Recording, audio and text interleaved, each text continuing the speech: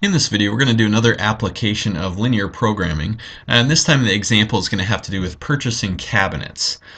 Here's the example. An office manager needs to purchase new filing cabinets.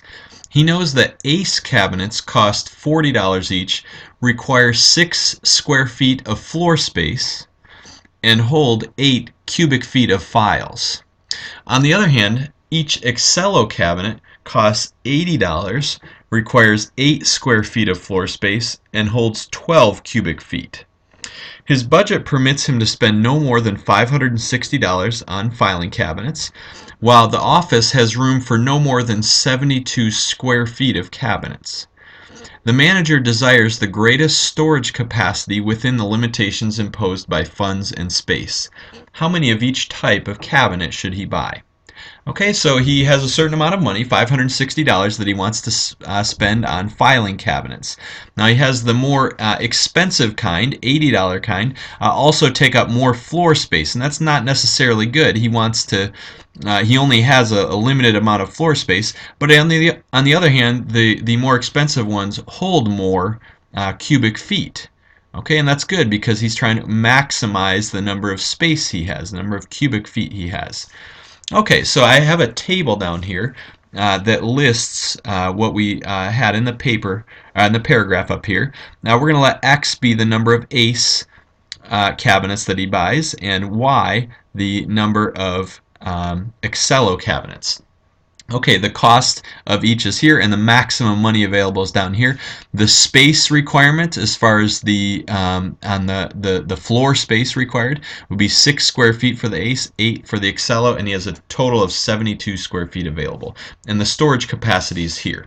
Okay, so let's list some things that we know. What are some constraints? Well, first of all, X has to be greater than or equal to 0, and Y has to be greater than or equal to 0. We can't have a negative number of either kind of cabinet. Okay, another piece of information we have is that there are $560 available. Well, if X is the ACE kind of cabinets and they cost $40 each, it would be 40X for the amount of money spent on ACE cabinets plus 80Y, that's the amount of money spent on the Excello cabinets. That has to be less than or equal to $560. Okay, also the square footage requirement tells us that 6x, okay, that would be the number of square feet that you're going to spend on, or that you're going to use for the ACE cabinets, because there's 6 square feet for each one, plus 8 times the number of Excello cabinets. That's how much space you'll use on Excello cabinets. That has to be less than or equal to 72. Okay, now the thing that we're trying to maximize is the storage capacity. Okay, and so if you get 8 cubic feet out of the ACE and 12 cubic feet out of the Excello, this is what we're trying to maximize, and so we'll call that Z. That's our objective function. This is what we're trying to maximize. Okay, now we want to graph these constraints up here, X greater than or equal to 0, Y greater than or equal to 0. We also want to graph these. Now, before we can graph this first one, though, let's divide both sides by 40. And if you divide both sides by 40, what you get is X plus 2Y is less than or equal to, let's see, what would this be? 16. I'm sorry, not 14, I believe it would be. X plus 2Y is less than or equal to 14. Then 2Y is less than or equal to negative X plus 14. And so Y is less than or equal to negative 1/2 X plus 7. Just divide both sides by 2. So this original one right here, 40x plus 80y, is less than or equal to 560. That's equivalent to this one. Now, what about the 6x plus 8y is less than or equal to 72? Well, we could divide both sides by 2 or 8 or something, but actually let's get the y all by itself first. We have 8y is less than or equal to negative 6x plus 72. We've subtracted 6x from both sides of that inequality. Then we'll divide both sides by 8. And we get y is less than or equal to, well, negative 6 over 8, that's the same thing as negative 3/4. Okay, and we still have the x, plus 72 over 8, that's 9. So this These two things I've circled, and also these two over here, those are our constraints. Okay, our objective function is right here. We're trying to maximize the objective function subject to these constraints. So let's graph the feasible region that these constraints give us. Okay, now I've graphed these right here. In fact, let me move this. I've graphed the constraints here. First of all, we're told that x is greater than 0. So x greater than 0 means we're going to be shading in above the I'm sorry, to the right of the y-axis. Okay, to say that y is greater than or equal to 0 means we'll be shading above the x-axis. So we'll be shading somewhere up here in this first quadrant where x is greater than 0 and y is greater than 0. We also graph these functions y equals negative 3/4 x plus 9. Notice it has a y-intercept of 9 and a slope of negative 3/4. And we also graph y equals negative 1/2 x plus 7. The y-intercept is 7. The slope is 1/2.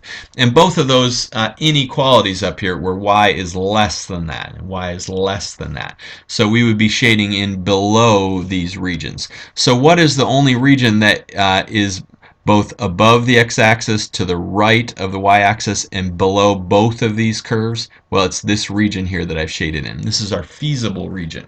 Okay, now some of these points these points here, these corner points, we know the coordinates of. For example, this one is 0, 0. We know that. This one is 0, 7.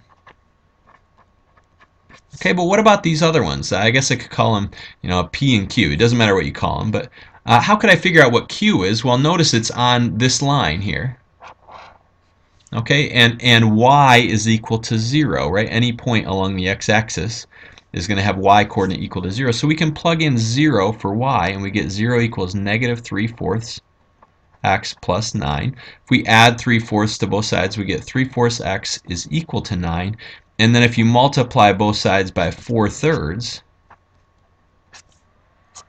what you get is x is equal to, well, 9 times 4 is 36. 36 over 3 is 12. X equals 12. So this point down here is 12. Okay, this is 12, 0.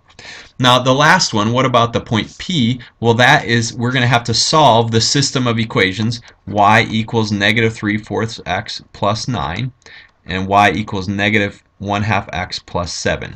To find where those two lines intersect, we have to solve the system of equations. So since we have y equals this and y equals this, we can just set the right-hand sides equal to each other. We have negative 1/2 x plus 7 is equal to negative 3/4 x plus 9. If we add 3/4 x to both sides and subtract 7 from both sides,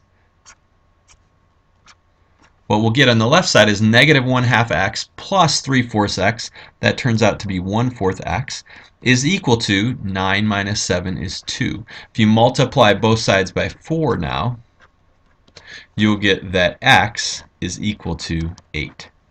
Okay, so x is equal to 8. So actually that tells you this, really, that x is 8 down here. In other words, the first coordinate of this point is 8. What's the second coordinate? Well, go back to either one of these equations, it doesn't matter which one, and plug in 8 for x and see what y would be. So if we plugged in 8 for x in this equation, we'd have negative 1/2 times 8, that's negative 4, plus 7 would be 3. So y is 3. You could try the same thing up here and you'd also get y equals 3. This is the point 8, 3. Okay, so we have our corner points 0, 0, 0, 0, 7, 12, 0, and 8, 3. Okay, and I've made a little table down here with these corner points. And remember, the thing that we're trying to maximize is the cubic feet of storage space.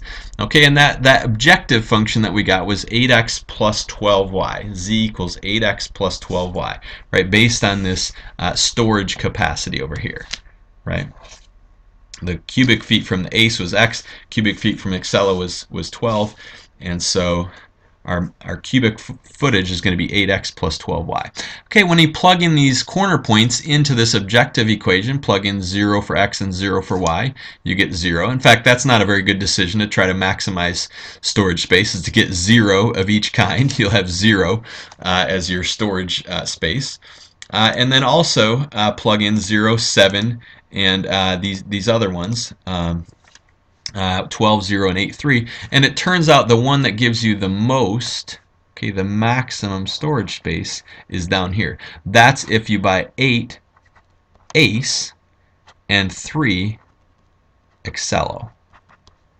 Okay, if you buy 8 ACE and 3 Excello, then you will have satisfied all of these conditions, okay, that we were given up here, and also you are maximizing the filing space that you have, the storage space that you have. You'd have 100 cubic feet, okay, 100 cubic feet of storage space if you go with this method.